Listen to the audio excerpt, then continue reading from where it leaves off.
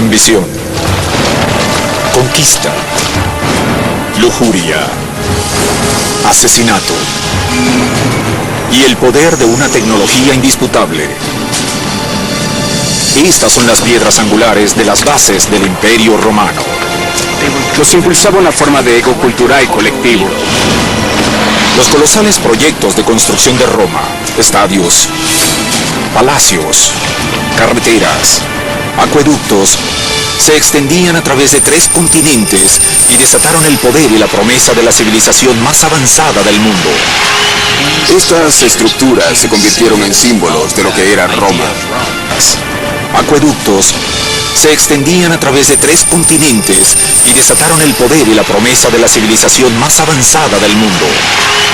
Estas estructuras se convirtieron en símbolos de lo que era Roma. Pero mientras Roma dominó el reino mediante innumerables proezas de construcción, fue incapaz de detener su propia destrucción.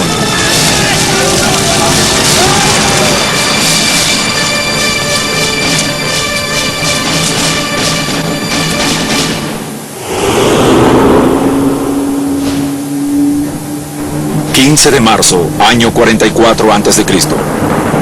El hombre más poderoso del mundo yace sin vida sobre el piso del Senado romano. Como general, casi duplicó el tamaño del Imperio Romano. Como político, se labró un ascenso asombroso al poder. Pero ahora, este veterano guerrero había sido asesinado en Roma y por romanos. Su nombre era Cayo Julio César. El ascenso al poder de Julio César se fundamentó en su deseo de obtener la mejor posición dentro del Estado romano. Aparentemente, quería sustentar el poder por sí mismo, no compartía el poder con los demás. Y esto fue lo que lo llevó directamente a su asesinato. Décadas antes, como un ambicioso joven general, César se había dado cuenta que el camino hacia la gloria en Roma comenzaba en los campos de batalla, lejos de ella. Su sed por conquistas militares produciría la construcción de una de las proezas de ingeniería más intimidante de Roma.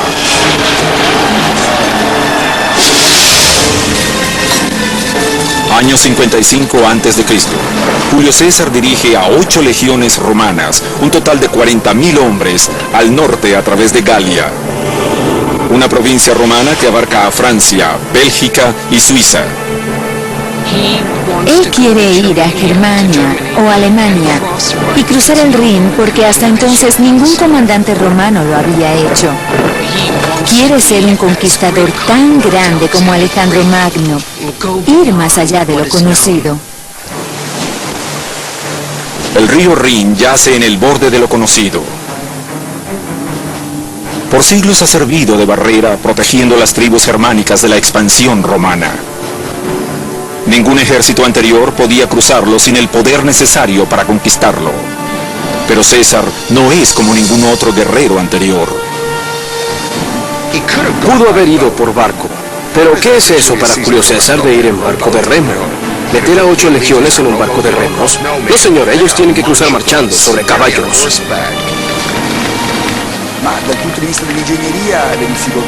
Desde el punto de vista de la ingeniería, las dificultades en construir un puente sobre un río como este son enormes en relación a la profundidad del agua y a la fuerza de las corrientes. Si tomamos en cuenta que esto debía hacerse en un periodo corto de tiempo debido a requerimientos militares, la obra es verdaderamente excepcional.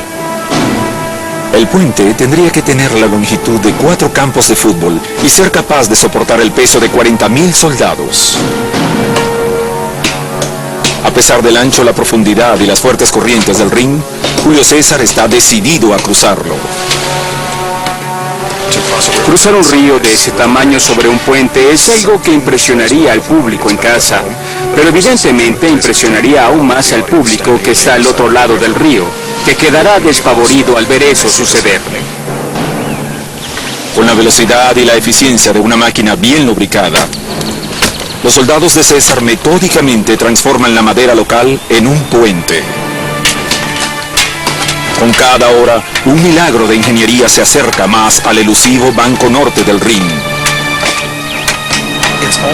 Es como si una nave espacial aterrizara hoy en día del tamaño de la mitad de Manhattan, capaz de levantar edificios en el aire con un dispositivo magnético. Eso sería algo muy aterrorizante, algo que seguramente no entenderíamos.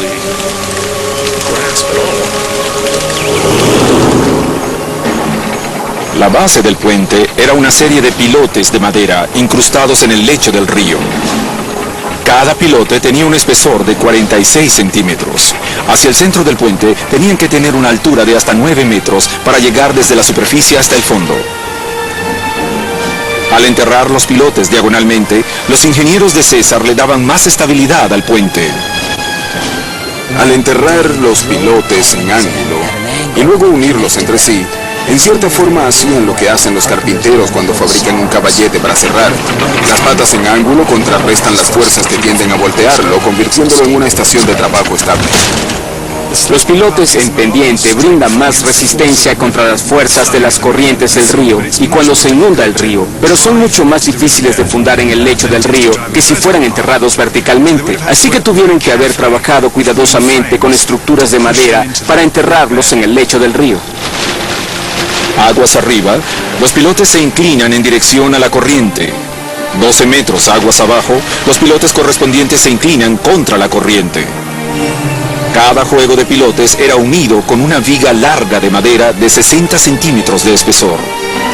Luego se colocan maderos largos a través de las vigas y la superficie era recubierta con fardos de vara bien apiñados. El diseño del puente en sí era innovador, pero lo que hizo a esta proeza de ingeniería aún más asombrosa fue la velocidad mediante la cual fue construida.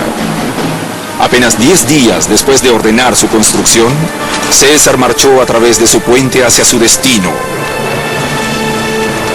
Si tratamos de hacer eso hoy en día, jamás lograríamos construir algo así en tan pocos días y con la misma tecnología. Podríamos igualar esa proeza hoy en día si tuviéramos miles de soldados fieles, trabajadores, totalmente dedicados a César y al objetivo de cruzar el río Rin a fin de aterrorizar a los alemanes. César había estimado el tamaño de las fuerzas germanas en 430.000, más de 10 veces el tamaño de su propio ejército. Pero cuando los alemanes vieron a las legiones romanas cruzando el Rin, inmediatamente huyeron hacia terrenos más seguros.